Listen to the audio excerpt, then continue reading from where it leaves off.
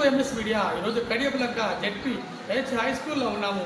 ఇక్కడ హెచ్ఎం గారితో కొన్ని విషయాలు మాట్లాడతాం. నమస్తే మేడం, చెప్పండి మేడం, ఈ స్కూల్ గురించి ఇంట్రడక్షన్ మరియు ఇన్ఫ్రాస్ట్రక్చర్ ఏ విధంగా ఉందో చెప్పగలుగుతారా?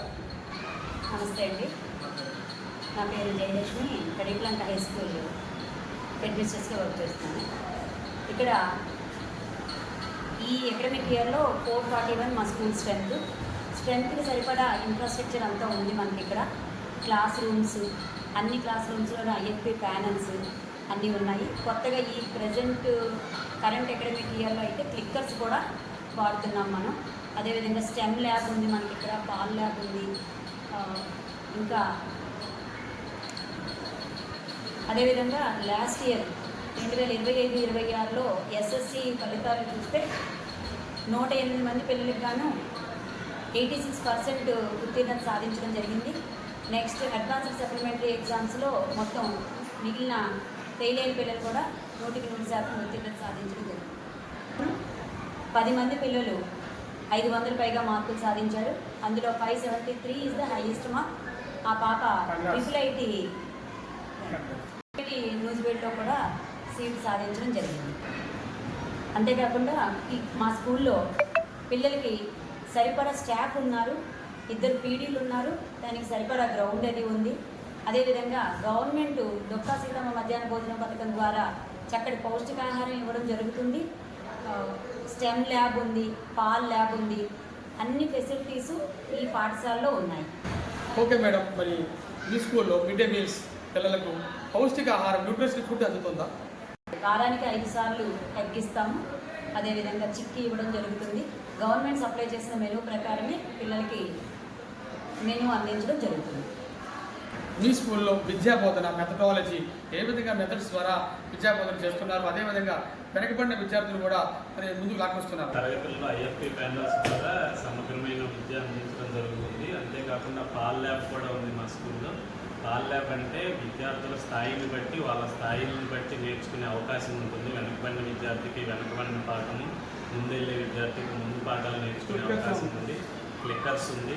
ఇంకా వెనకబడిన విద్యార్థుల కోసం సాయంకాలం విద్యాశక్తి అనే పేరుతోటి స్పెషల్ క్లాసులు కూడా నిర్వహిస్తున్నాము. పిల్లలందరూ ఉంటారు, బాగా చదువుకుంటారు. పిల్లలకి 10th క్లాస్ పిల్లల కోసం మిషన్ మార్చ్ 2027 పేరుతో మార్చి వరకు ఈవినింగ్ క్లాసులు, ఎక్స్ట్రా క్లాసులు కండక్ట్ చేసి ప్రతిరోజు టెస్ట్ కండక్ట్ చేసి వాళ్ళ మంచి ఫలితాల కోసం కృషి చేస్తారు. ఓకే సార్, మీ స్కూల్లో విద్యతో పాటు మరి మానసిక ఉల్లాసానికి క్రీడలు మరియు ఇతర యాక్టివిటీస్ పాల్గొంటున్నారా? మా స్కూల్లో 2 పీడీలు ఉన్నారండి. గేమ్స్కి రెగ్యులర్గా గేమ్స్కి తీసుకెళ్తూ ఉంటారు. లాస్ట్ ఇయర్ డిస్ట్రిక్ట్ లెవెల్లో కూడా చాలామంది విద్యార్థులు సెలెక్ట్ అయి ఉన్నారు. రీసెంట్గా నిన్న కాక మొన్న కడియంలో మండల స్థాయి స్వాతంత్ర దినోత్సవం గురించి జరిగిన ఎస్ఏ రైటింగ్ పోటీల్లో మా స్కూల్ విద్యార్థి విజయ స్థానం సాధించడం. అన్ని రకాల కరికులర్, నాన్ కరికులర్ యాక్టివిటీస్లో చాలా యాక్టివ్గా ఉంటారు. 2 పీడీలు ఉన్నారు. చాలా చక్కగా ఆటలు కూడా ఆడిస్తూ ఉంటారు. రోజు క్రికెట్, నో బ్యాక్ డే కూడా ఉంది. ప్రతి శనివారం రోజు నో బ్యాక్ డేలో భాగంగా అనేక కార్యక్రమాలు నిర్వహిస్తారు. అలాగే స్టూడెంట్స్కి విద్యతో పాటు ఆరోగ్యంగా ఏదన్నా మరి సదుపాయాలు ఉన్నాయా మీ స్కూల్లో? థర్స్డే హెల్త్ డిపార్ట్మెంట్ వాళ్ళు వచ్చి ఐరన్ ట్యాబ్లెట్స్ ఇస్తారండి. అంతేకాకుండా ఫ్రీక్వెంట్గా గవర్నమెంట్ తరఫున కానీ లేకపోతే ఎన్జిఓస్ కానీ మెడికల్ టెస్టులు కూడా చేస్తుంటారు పిల్లలు ఉచితంగా. ఆర్గనైజేషన్ వాళ్ళు మెడికల్ క్యాంప్ కండక్ట్ చేయడం జరిగింది. ఆడపిల్లలందరికీ టెస్ట్ చేయడం జరిగింది. వాళ్ళకి కావాల్సిన ట్యాబ్లెట్స్ అవి కూడా సప్లై చేయడం జరిగింది.